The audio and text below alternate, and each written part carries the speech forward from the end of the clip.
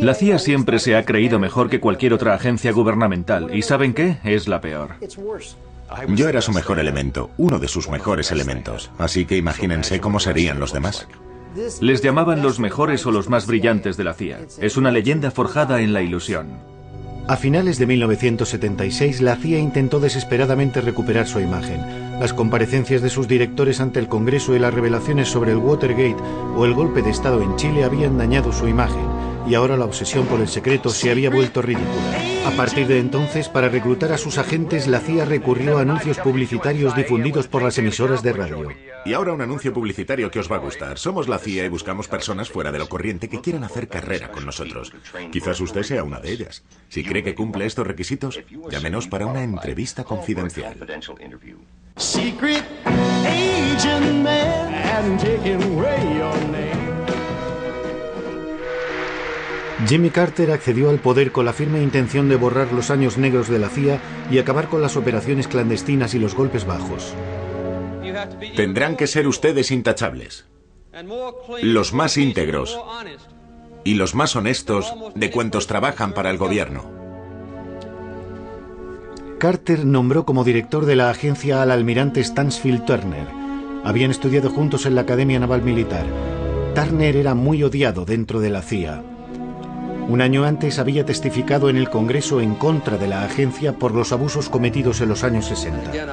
Quisiera expresar mi gratitud y mi confianza al almirante Turner, cuya misión será conseguir que vuelva a brillar el escudo de la CIA. Todos eran escépticos ante el nombramiento de un desconocido en vez del de un profesional que proviniese de la CIA.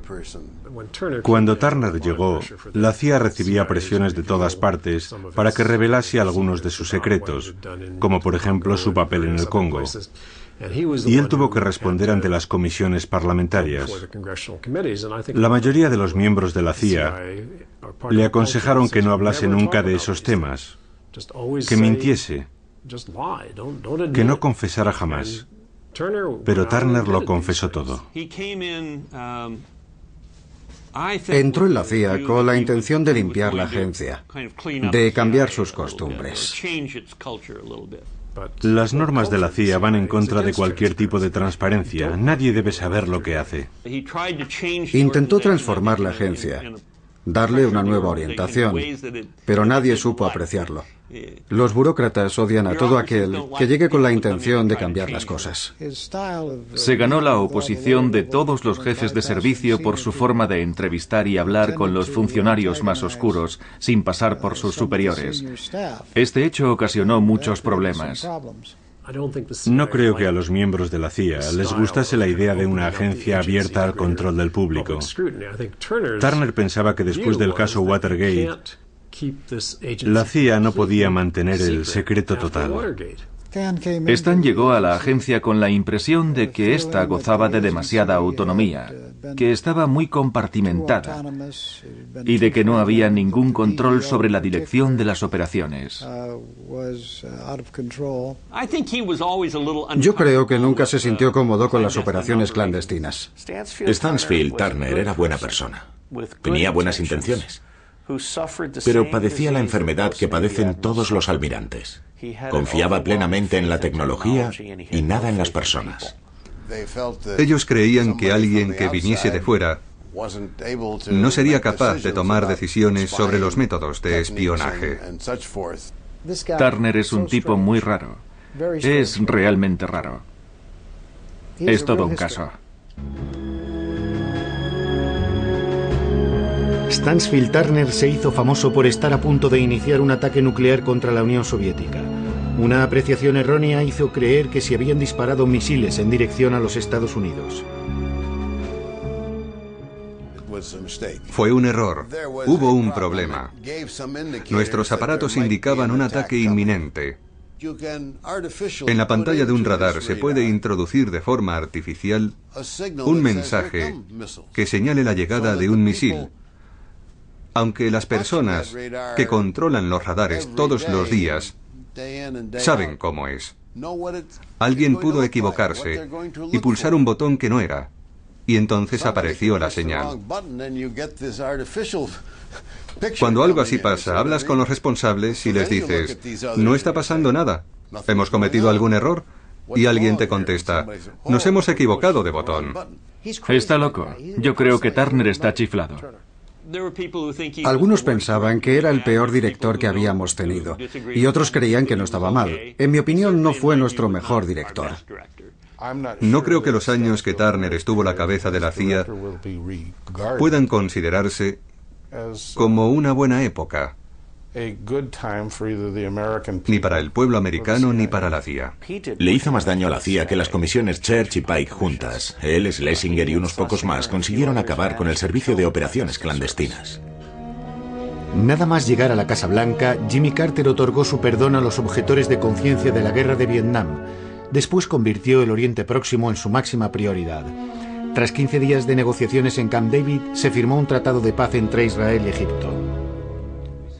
En Irán, Carter sufrió su primer fracaso, el más amargo. A mediados de agosto de 1978, la CIA proporcionó al presidente Carter unas informaciones totalmente erróneas sobre Irán, indicándole que dicho país no se encontraba en situación revolucionaria, ni siquiera prerevolucionaria.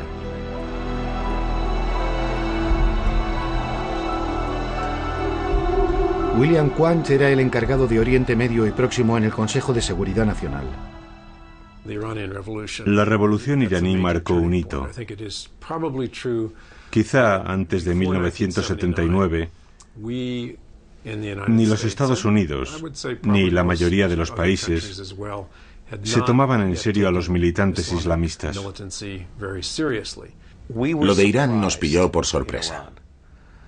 Ni el Departamento de Estado ni la CIA comprendieron que se estaba produciendo una revolución. Cuando comenzaron las revueltas religiosas en Irán, el asesor de Carter en Seguridad Nacional, con quien yo trabajaba, pidió a la CIA que le transmitiese toda la información que tuviese sobre los fundamentalistas islamistas, y la respuesta fue que nunca habían oído hablar de ellos.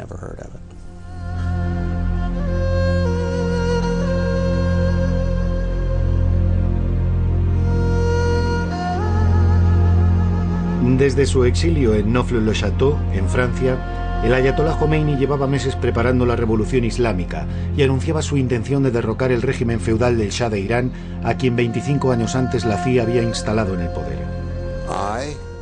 La CIA y yo creíamos que aunque el Shah tuviese problemas en su país, disponía de una poderosa fuerza militar y de una sólida policía secreta. Y en caso de que estallasen revueltas en la calle, enviaría a la policía que dispararía sobre los amotinados si era necesario y conservaría el poder. Yo escuché al almirante Turner declarar públicamente en varias ocasiones que no había ningún indicio que hiciese pensar que los religiosos que vivían en Francia tuviesen capacidad para organizar una operación revolucionaria de tal envergadura. Estábamos totalmente equivocados. La CIA y todos los servicios secretos americanos no supieron ver que Jomeini podía hacer lo que hizo en el momento elegido y de qué forma. En todos los años que pasó en el exilio, nadie le prestó ninguna atención. Los molas se convirtieron en la fuente de inspiración del fundamentalismo. Jomeini daba las órdenes desde París. Nosotros no nos mostrábamos muy firmes frente al veneno que Jomeini diseminaba por todo el mundo árabe. Nosotros creíamos que se trataba de una secta religiosa más. Recuerdo que hablé con el que estaba considerado como el mayor experto en Oriente Medio e Irán de todos los servicios secretos americanos. Me dijo, Jomeini no quiere ser rey, solo quiere ser papa. No hay que temer una revolución islamista en Irán. El Shah de Irán compartía ese punto de vista. Pensaba que los religiosos eran unos reaccionarios, anticuados, muy fáciles de manipular o comprar, y que no había que preocuparse por ellos. Los comunistas son los únicos que pueden perjudicarnos. Los demás no son tan importantes. Decía, no os preocupéis por los turbantes. Ya me encargaré yo de ellos. Sé cómo hacerlo. Es fácil. El Shah se equivocaba. Y el gobierno americano cometió el mismo error de varias formas. Irán, bajo la inspirada dirección del Shah,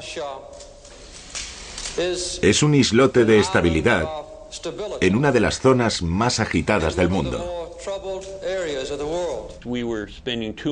Pasamos demasiado tiempo escuchando al Shah y a su entorno, y no el suficiente escuchando a sus opositores dentro y fuera del país.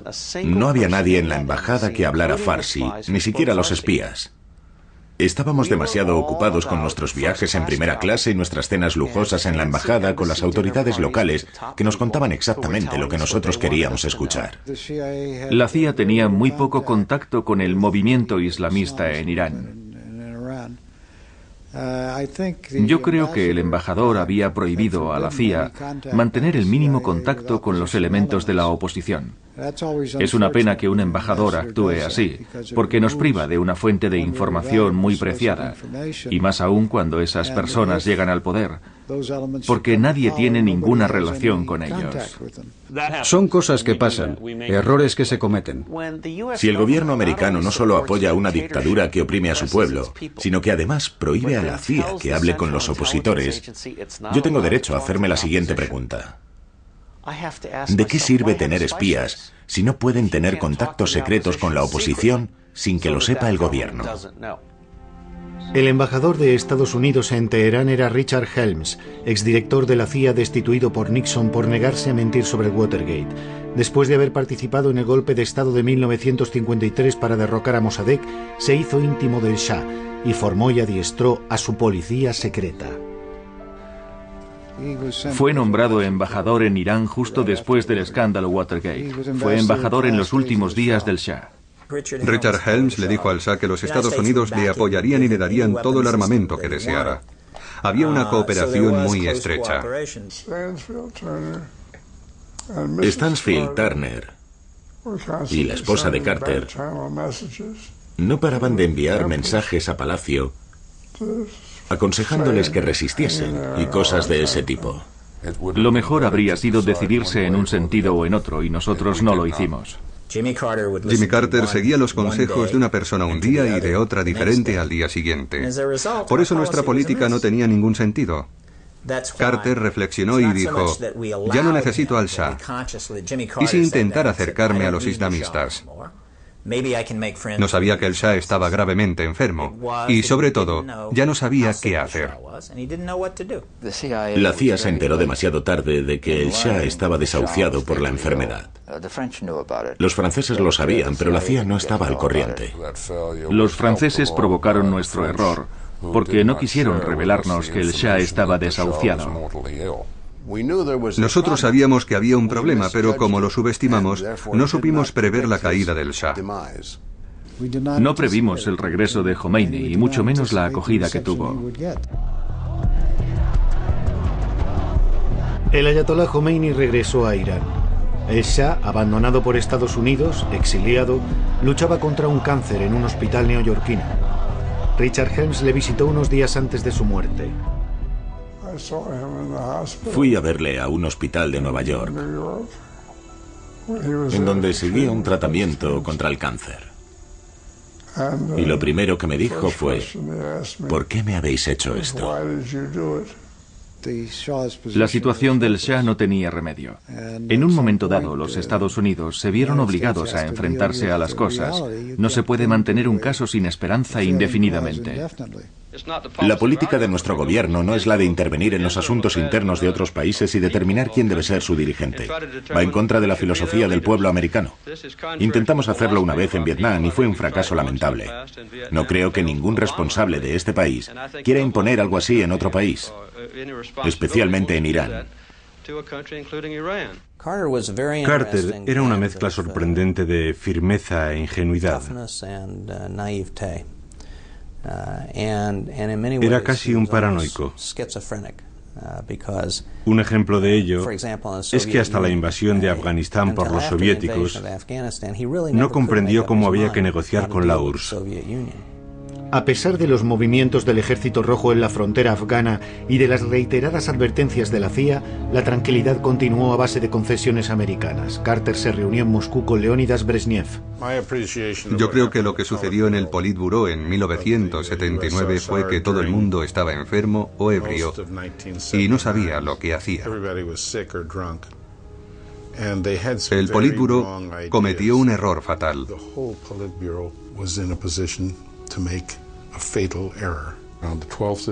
Y el 12 de diciembre se firmó el documento que autorizaba la intervención en Afganistán.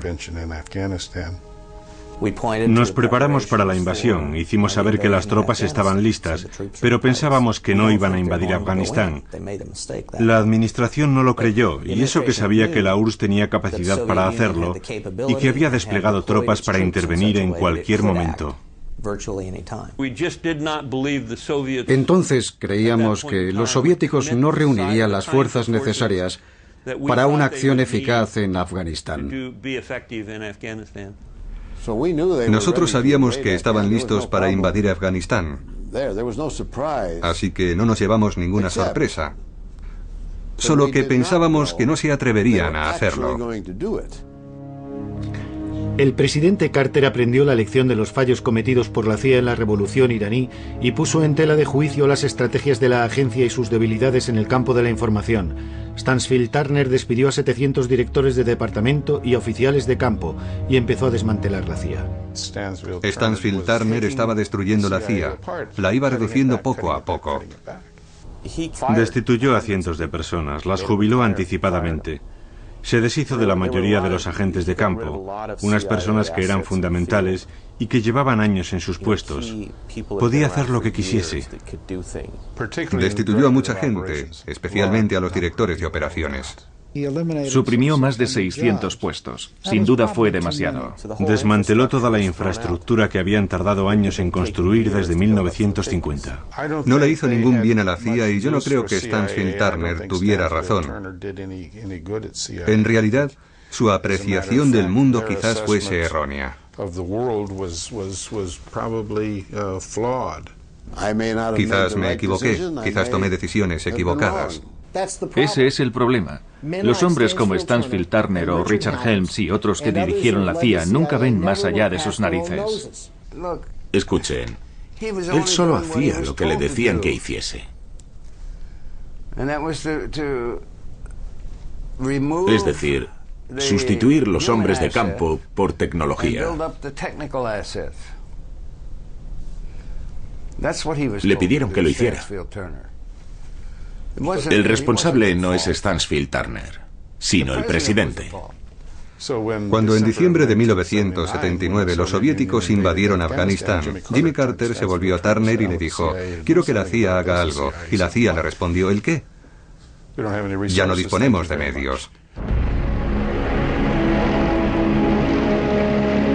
Jimmy Carter perdió las ilusiones que había puesto en Brezhnev cuando el ejército soviético invadió Afganistán en 1979. Carter, que había subestimado las ambiciones soviéticas, vio cómo se derrumbaba su castillo de naipes y descubrió el mundo tal y como era, ni armonioso ni justo. Enseguida pidió a Stansfield Turner y a la CIA que armasen a la resistencia afgana para luchar contra la ocupación soviética.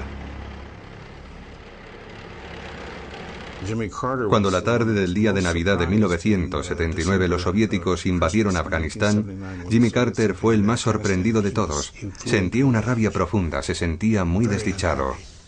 No tenía mucha experiencia con comunistas, y aunque le avisaron, aunque la agencia le advirtió de la invasión de Afganistán, le sorprendió mucho que los soviéticos se hubiesen atrevido a hacerlo. El mundo no puede tirar la toalla y permitir que la URSS cometa un acto semejante con total impunidad. Después de la escandalosa invasión de Afganistán, el presidente Carter vio a los soviéticos con otros ojos.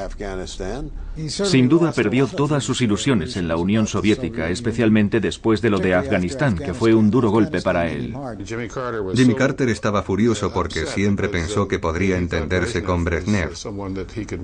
Y Brezhnev, que pensaba que Carter le permitiría actuar, invadió Afganistán y entonces Carter le dijo que no. La ironía de esta historia es que gracias a los soviéticos descubrimos una faceta de Carter que los americanos nunca habían visto, su lado duro, su lado firme. ¿Qué podíamos hacer?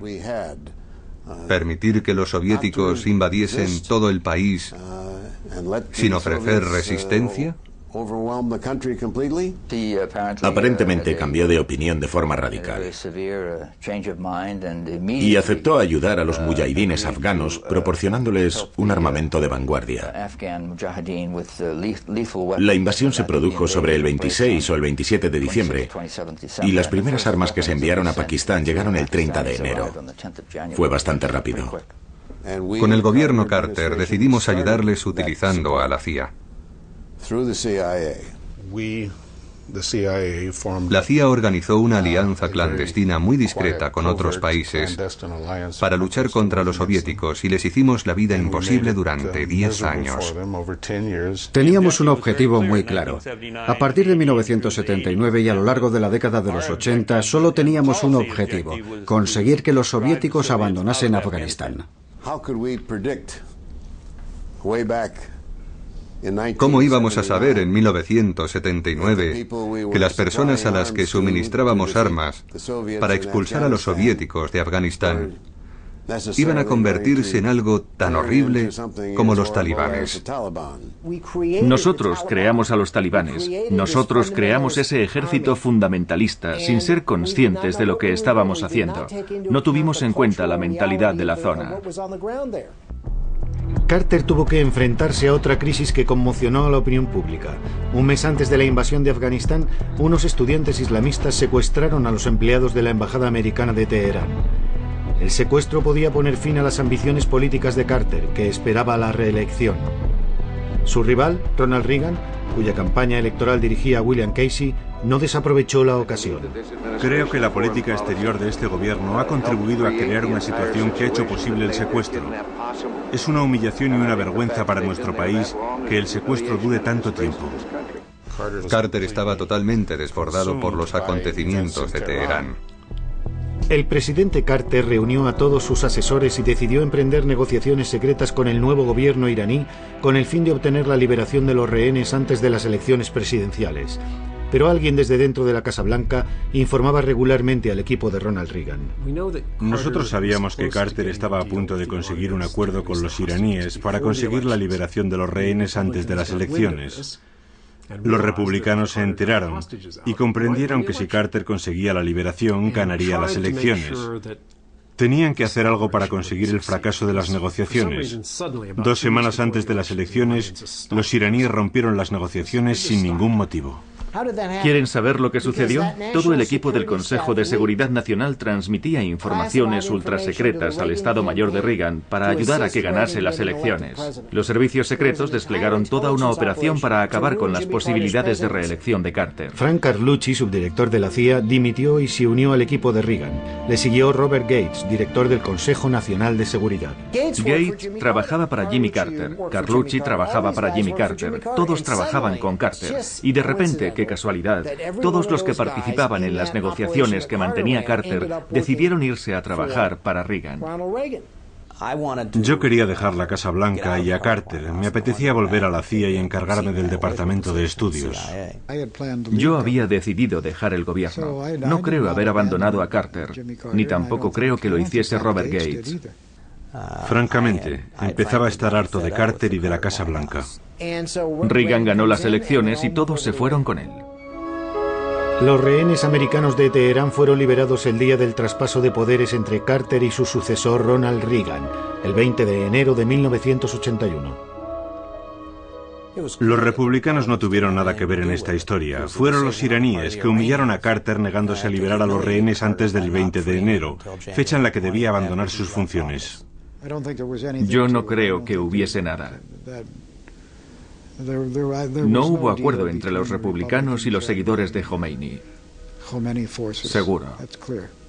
No es más que otra teoría del complot, pero es totalmente falsa. 10 años más tarde, Jimmy Carter desveló en televisión los entresijos de la Operación Sorpresa de octubre. El presidente Bani Sadr, que dirigía Irán bajo el ayatolá Khomeini, declaró en varias ocasiones a los responsables del informe que había habido un acuerdo. Casey era el personaje central. En aquella época viajó a Europa. Su cometido fue un misterio durante mucho tiempo. Fue el director de campaña de Reagan y terminó siendo director de la CIA. Antes de su entrada en la Casa Blanca, Ronald Reagan había decidido convertir a William Casey en el hombre clave de su gobierno. Siempre seréis los ojos y los oídos del mundo libre, la última muralla contra el totalitarismo que quiere dominar el planeta.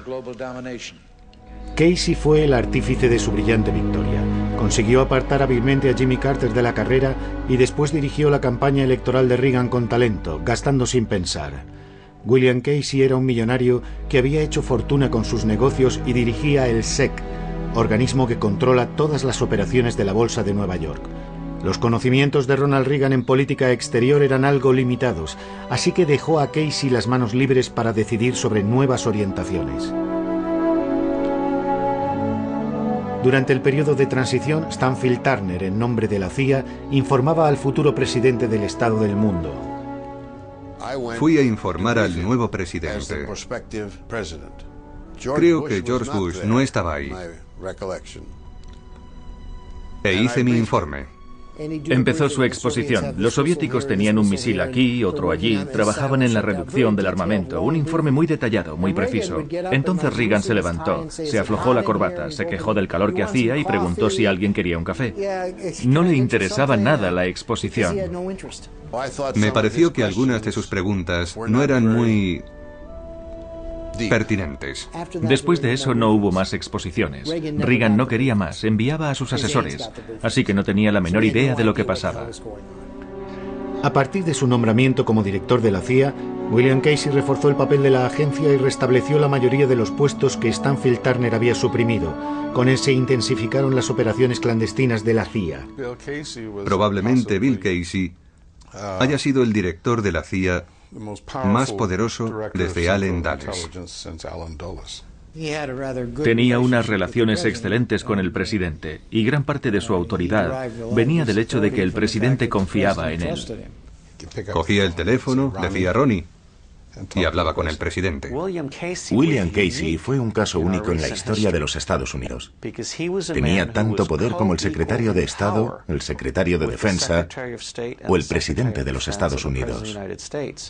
A Casey le habría gustado ser secretario de Estado, pero no podía serlo. El Congreso nunca habría permitido su investidura. Se decantaron por Alexander Haig. William Casey era un acérrimo defensor de las operaciones clandestinas. Pero no tenía mi experiencia en la materia. Yo desconfiaba y me mantenía al acecho. No soportaba la burocracia de la agencia. Así que intentó modificar algunos principios. Casey dirigía la CIA como si dirigiera la mafia. El primer objetivo que se marcó William Casey fue restablecer el orden en Nicaragua, en donde los sandinistas marxista-leninistas habían tomado el poder después de que Carter precipitara la caída del dictador Somoza. Somoza era una marioneta de la CIA, una mala persona, un estafador tremendo, a quien llevábamos años financiando, igual que a tantos otros dictadores de Latinoamérica. Lo necesitábamos. Era una práctica habitual reclutar a un truán, darle comisiones bajo cuerda y hacer negocios con él. En su caso creo que se trataba de bananas. Y una tarde, hacia las 7, fui a ver a Casey, como en muchas otras ocasiones. Nos sentamos a ver las imágenes que se reflejaban en el río Potomac y le dije: escucha, creo que tengo una idea de lo que el gobierno y la CIA deberían hacer para salir del apuro. El servicio de operaciones clandestinas conspiraba contra los sandinistas. Casey solo lo amplió. Hubo un golpe de Estado contra Allende en Chile, pero en Nicaragua no organizamos ningún golpe de Estado. Al principio colocamos a 500 personas a lo largo de la frontera entre Honduras y Nicaragua y organizamos una operación de guerrilla dentro de Nicaragua para interceptar los envíos de armas a El Salvador o a otros lugares. A continuación, creamos un ambiente revolucionario.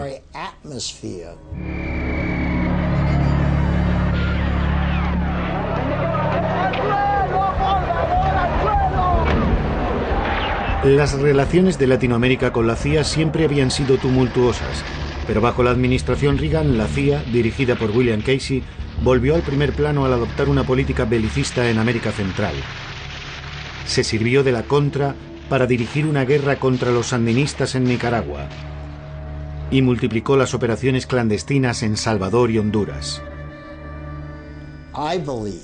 Yo creo que las operaciones clandestinas simplemente son una prolongación de la política exterior. Otra forma de hacer la guerra. Este tipo de operaciones se utiliza desde la noche de los tiempos. Bill Casey fue el director más controvertido. Fue el mejor director que jamás hayamos tenido y al mismo tiempo también fue el peor. Con él nuestras relaciones con el Congreso se volvieron horribles. Pese a la prohibición del gobierno de realizar cualquier maniobra de desestabilización del gobierno en Nicaragua, Estados Unidos vendió armas a la República Islamista de Irán y consiguió $30 millones para seguir financiando a la guerrilla antisandinista. Se supone que todas las acciones clandestinas de la CIA tienen la autorización oficial del presidente de los Estados Unidos. Sin embargo, Reagan afirmó no estar al corriente. ¿Si estaba el presidente al corriente? Pues claro que lo sabía. No había ni una sola persona en Washington que no estuviera al corriente. Se hablaba de ello en todos los cócteles. Todos sabían lo que hacía. Y entonces nos metimos en el Iran Gate, fue el asesinato de la CIA. William Trench Smith ha descubierto que usted pudo autorizar a la CIA a vender ilegalmente armas a algunos países, saltándose las leyes. Un agente compraba armas al Ministerio de Defensa y las transfería a Irán en cuanto el país efectuaba los pagos. ¿Lo recuerda? Sí. ¿Es ilegal vender armas a Irán? ¿Y con el dinero obtenido financiar a la Contra? Coronel North, cuando habló con el director Casey de estos beneficios, Se lo voy a decir a usted y a los miembros de la Asamblea. Mentí en el Congreso. Mentí. ¿En su declaración? En mi declaración. ¿Cara a cara? Cara a cara. ¿Mintió en sus declaraciones sobre el apoyo que dio a la Contra? Sí, lo hice. La CIA siempre había recibido muchas críticas, especialmente por sus actividades en Latinoamérica.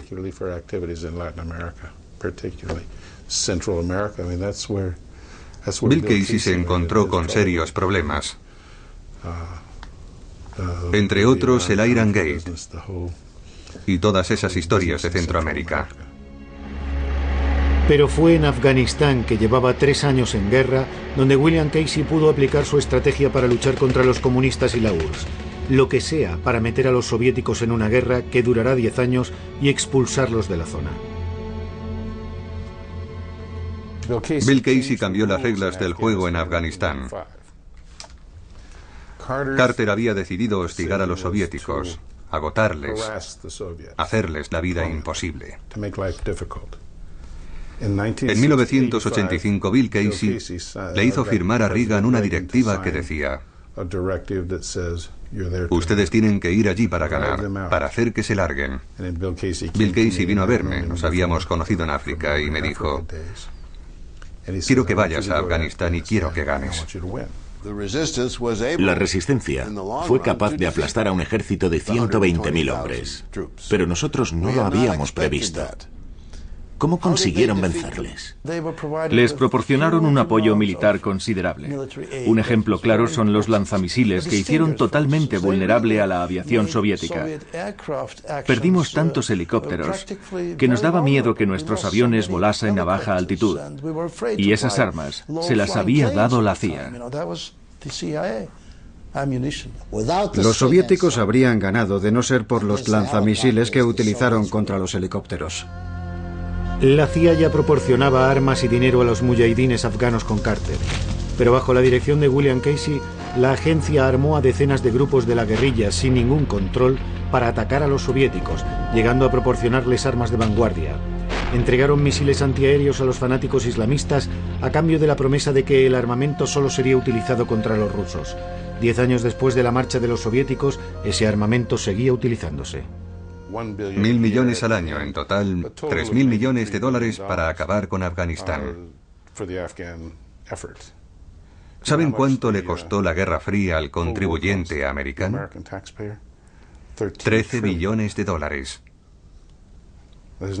Ni siquiera puedo imaginar los ceros que tiene esa cifra. Así que 3.000 millones por acabar con la Guerra Fría era un buen precio. Una ganga. Fue un éxito. Pero crear un grupo armado de los pies a la cabeza engendró otros problemas. En realidad, la CIA proporcionó armas a los mujahidines con las instrucciones, y hoy sabemos que Bin Laden era uno de los que las recibió. Los integristas más fanáticos con los que entonces negociamos son los mismos a los que hoy nos enfrentamos, o sus sucesores. Proporcionamos armas a los mujahidines afganos. Y hoy, algunos de ellos luchan contra nosotros. Esa es la realidad. Es un ejemplo típico de consecuencia imprevista. La CIA hizo cuanto pudo para esquilmar a la Unión Soviética y conseguir que se desmoronase. Pero la CIA no comprendió que aquellos a quienes estaba apoyando no luchaban únicamente contra la Unión Soviética. No deberíamos habernos hecho ilusiones sobre nuestros amigos durante la guerra contra los soviéticos en Afganistán. No elegimos a nuestros aliados con lucidez, no los controlamos seriamente. Y una vez cumplido nuestro objetivo, vencer a los soviéticos, cortamos nuestra relación con ellos y nos largamos. Después de 1989, el mundo entero se olvidó de Afganistán, no la CIA. La CIA no construye naciones, hace lo que tiene que hacer.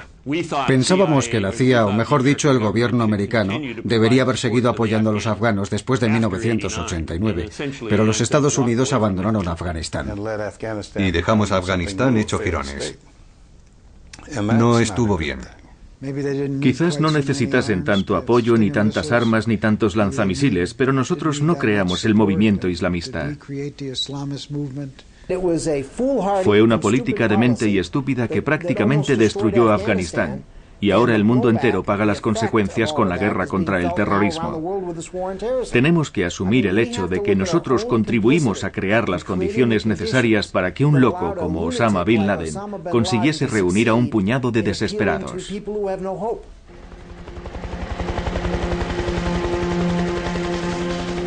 Los soviéticos se dejaron enredar en la loca carrera armamentística. 10 años de guerra en Afganistán les dejaron exhaustos. Robert Gates fue quien, desde la CIA, durante la presidencia de Reagan, exageró las informaciones sobre la potencia soviética, empujando a la Casa Blanca a la incapacidad para prever la caída de la Unión Soviética.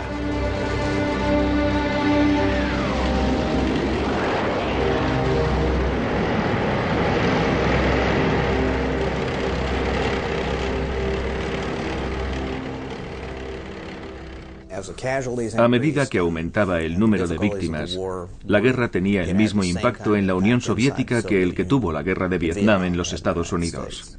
Creo que eso fue lo que contribuyó al desmoronamiento de la Unión Soviética. Era evidente que la Unión Soviética no podía soportar unos gastos militares de este orden sin hablar de sus aventuras en el extranjero. No podían permitírselo. Era un castillo de naipes y se derrumbó económicamente, como vimos después. La CIA mantenía que podrían seguir gastando dinero en armamento hasta la noche de los tiempos, pero era imposible. Nosotros intentábamos averiguar el porcentaje del presupuesto soviético destinado a la defensa. Y sé que nuestras cifras no siempre se ajustaron a la realidad.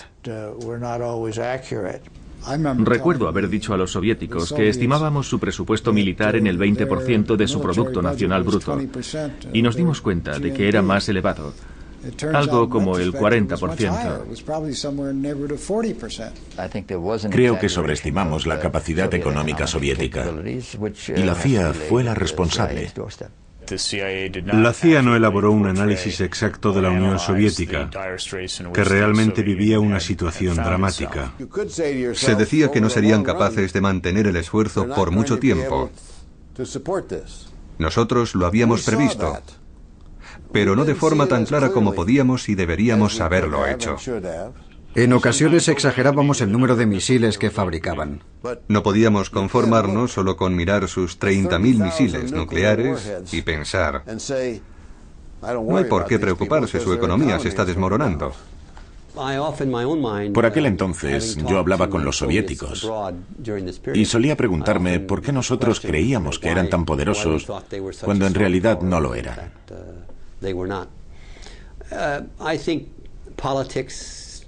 Creo que ahí entra en juego la política. El Pentágono. Necesitaban más armamento. A veces nuestras previsiones resultaban inexactas porque no entendíamos en qué dirección querían ir los soviéticos. Nosotros mandábamos nuestros bombarderos al norte de Rusia, solo para ver hasta dónde podíamos llegar.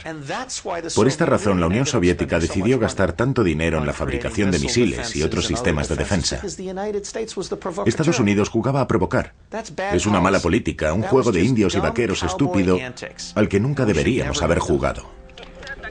Cuando en 1986 el nuevo jefe del Kremlin, Mikhail Gorbachev, se entrevistó con Ronald Reagan, la URSS estaba al borde de la implosión. El Washington Post escribió: Robert Gates no es la clase de persona con la que apetece pasar un fin de semana. No sé por qué el Washington Post escribió eso. Uno de sus periodistas decía que en lo referente a la Unión Soviética, yo era el equivalente al burrito Igor en Winnie the Pooh. Solo veía el lado malo de las cosas y nunca veía la parte positiva. Dijo que yo era muy pesimista respecto a la Unión Soviética. Yo era muy escéptico con respecto a Gorbachev. Al presidente Reagan le caía bien. Y recuerdo que en una ocasión le dije: señor presidente, no olvide nunca que es el último comunista de la Unión Soviética. Gorbachev no está ahí para desmantelar la Unión Soviética, sino para ponerla de nuevo en pie, porque ha comprendido que estaba en muy mal estado. Estaba claro que quería destruir la burocracia estalinista, pero no tenía nada para sustituirla. Creo que los acontecimientos me han dado la razón. La Glasnost y la perestroika se volvieron incontrolables. Yo no creo que presintiese la caída de todo el sistema. A él le habría gustado conservarlo intacto. Creo que Gorbachev decía la verdad. Y empezó en 1985-1986, justo después de tomar el poder. Creo que todos subestimamos la magnitud de los cambios políticos que iba a emprender. Un año después, en 1987, Reagan lanzó un reto a Gorbachev. Tire ese muro, señor Gorbachev.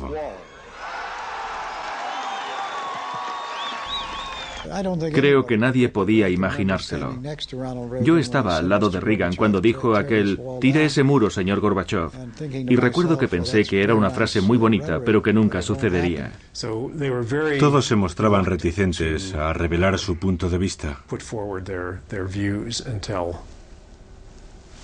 Era un fracaso de los servicios secretos. Y se produjo una revolución en la Unión Soviética cuando nadie pensaba que algo así pudiera suceder. Si alguien cree que fue Ronald Reagan quien ganó la Guerra Fría, es que no entiende nada de historia. La Guerra Fría no la ganaron ni Ronald Reagan ni nuestras defensas militares.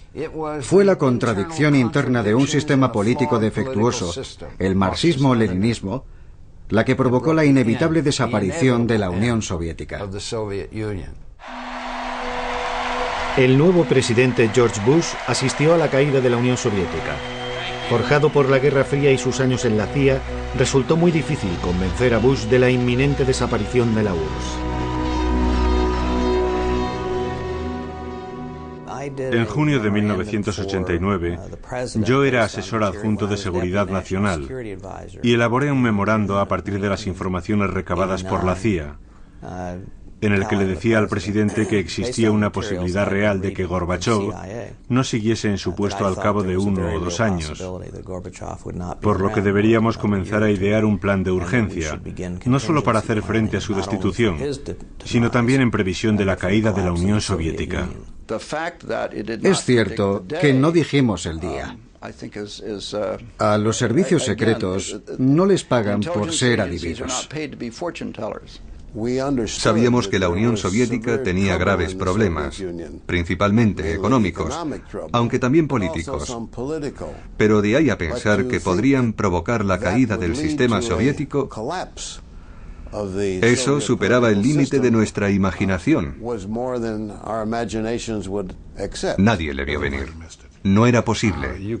Quien diga que se podía prever que el muro de Berlín caería el 9 de noviembre es un mentiroso. Yo no creo que los analistas de la CIA hubiesen previsto la caída de la Unión Soviética. No se lo esperaban. Da igual lo que digan hoy. Fue una sorpresa enorme. Nadie puede prever algo semejante.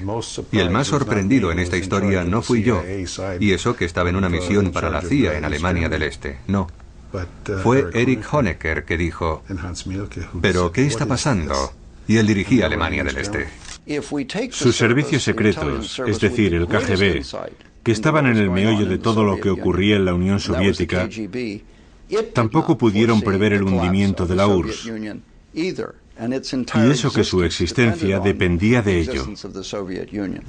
La CIA no pudo prever la caída de la URSS, pero permítanme que les diga una cosa. Yo era un oficial del KGB, me encargaba de la seguridad interna y no vi venir nada. En la URSS nadie podía creer que el sistema llegara a su fin. Para alguien como yo, que había vivido toda su vida de adulto con la Guerra Fría, era totalmente surrealista. Para mí y para muchos de mis colegas era nuestro mundo y resultaba difícil imaginar que pudiera cambiar. Yo pensaba que la Guerra Fría duraría toda la vida.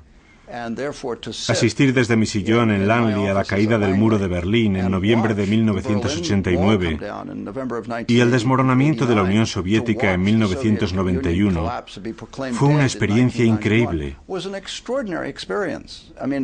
Era difícil admitir que un imperio pudiese derrumbarse, apagarse como si fuera una llama.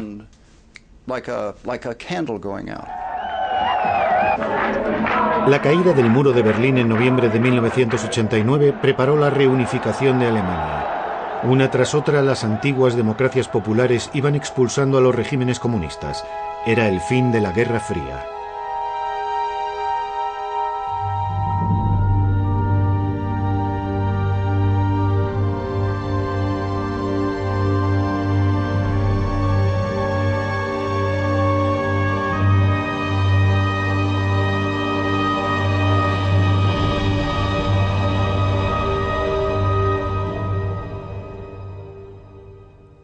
Era como al final de la Segunda Guerra Mundial. Todo el mundo estaba agotado. Ya nadie quería luchar. Fue una especie de... no de desmoralización, la palabra es un poco fuerte, sino de falta de energía, porque ya no existía el enemigo mortal. Acababan de desaparecer los 75 años del gran experimento soviético. Todo había terminado, ya no había más problemas en el mundo. Habíamos ganado la Guerra Fría. Todo Occidente había ganado la Guerra Fría y pensamos, ya no existe ningún problema, todo saldrá bien. Y decidimos recortar de forma drástica el presupuesto de defensa. Desmantelamos nuestros servicios secretos. La gente pensaba que ya no eran necesarios. Se acabó. La CIA ya no era necesaria. Tuvieron que cambiar radicalmente las prioridades. La Unión Soviética era el objetivo principal y más o menos la razón de ser de la agencia. Pero no basta con chascar los dedos y decir, vamos a trasladar a toda esta gente a otro lugar. Las cosas no funcionan así. Se sintieron muy desdichados con la caída de la Unión Soviética. Ya no tenían enemigo. Tuvieron que inventarse uno. El fin de la Guerra Fría nos obligó a cambiar muchas cosas. Nos hizo mirar un poco más lejos e intentar comprender lo que iba a pasar. La CIA se había vuelto inútil, improductiva, sin poder. Había perdido su único enemigo, su razón de vivir. Hicieron venir a la sede de la agencia en Langley a exagentes nostálgicos de una época en la que los identificaban con James Bond para hablar a los colegiales de las horas de gloria de la CIA, esas 3 letras que se habían convertido en un mito.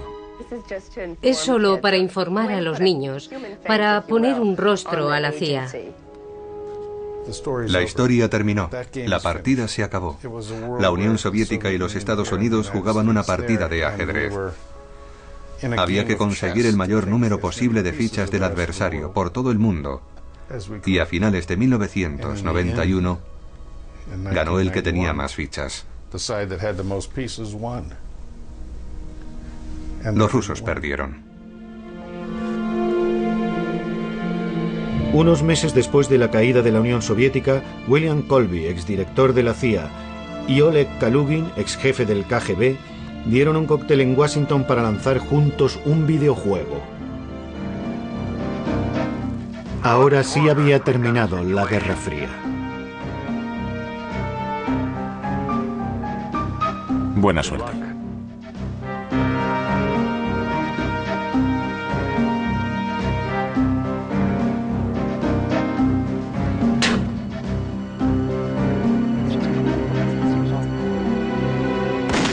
Cada vez que parece que los americanos han traspasado los límites de la estupidez, van y hacen algo más estúpido todavía.